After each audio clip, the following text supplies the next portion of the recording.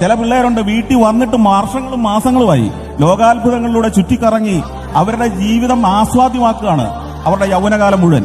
യാത്ര ഒരു പാഷനായിട്ട് ആർക്കെങ്കിലും തോന്നുന്നുണ്ടെങ്കിൽ, യാത്ര ചെയ്യാതെ ഈ ഭൂമിയിൽ ജനിച്ച ഞാൻ യാത്ര ചെയ്യാതെ മടങ്ങുന്നത്, ഈ ഭൂമി വിട്ടു പോകുന്നത് ഒരപരാധമാണെന്ന് തിരിച്ചറിയുന്ന ഒരാൾക്ക് യാത്ര സാധ്യമാക്കാനുള്ള എല്ലാ സൗകര്യങ്ങളും ഇന്ന് ഒരുങ്ങിയിട്ടുണ്ട്. സാമൂഹ്യ ശാസ്ത്രം മുതൽ ശാസ്ത്രം വരെയുള്ള ഏത് കാര്യത്തിലും പഠിക്കാനുള്ള ഏറ്റവും നല്ല ഉപാധി യാത്ര തന്നെയാണ്.